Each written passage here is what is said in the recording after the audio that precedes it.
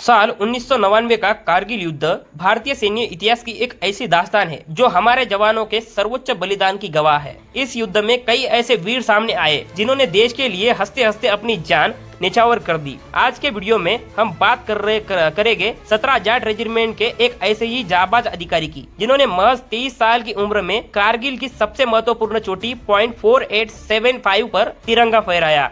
हम बात कर रहे हैं कैप्टन अनुज नैयर की। आइए जानते हैं उनके जीवन और शौर्य के बारे में।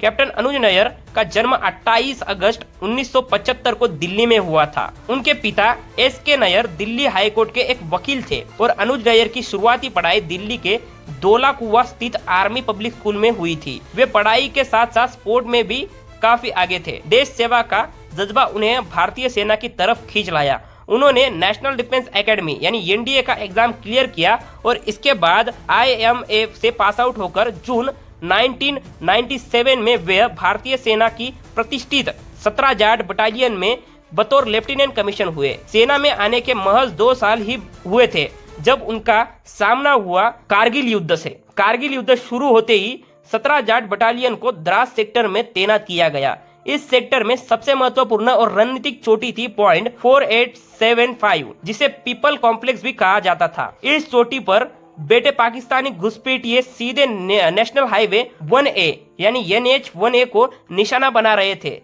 जिससे भारतीय सेना की सरहद पर मूवमेंट रुक जाती थी और इस चोटी को आजाद करना बेहद जरूरी था। 6 जुलाई 1999 को कैप्टन अनुज नैयर की चार्ली कंपनी को .4875 पर कब्जा करने का आदेश मिला। चढ़ाई इतनी सीधी और कठिन थी कि भारी हथियारों के साथ ऊपर जाना मुमकिन नहीं था। दुश्मन ऊंचाई पर सुरक्षित बंकरों में बैठा था और नीचे से आ रहे भारतीय जवानों पर भारी मशीन गन से फायरिंग कर रहा था। दुश्मन की भारी गोलीबारी के बीच कैप्टन अनुज नैयर ने अपनी टीम का नेतृत्व किया और बिना किसी कवर के आगे बढ़ते हुए उन्होंने गजब की फुर्ती दिखाई और अकेले ही दुश्मन के पहले बंकर पर ग्रेनेड फेंककर उसे तबाह कर दिया। इसके बाद बिना रुके वे दूसरे और तीसरे बंकर की तरफ बढ़े और आमने सामने की लड़ाई की। 9 पाकिस्तानी सैनिकों को उन्होंने अकेले ही ढेर कर दिया। उनकी इस बहादुरी की बदौलत भारतीय सेना चोटी के बिल्कुल करीब पहुंच चुकी थी, लेकिन चौथे बंकर को साफ करते समय दुश्मन का एक RPG सीधे कैप्टन नायर के पास आकर फटा। गंभीर रूप से घायल होने के बावजूद उन्होंने हार नहीं मानी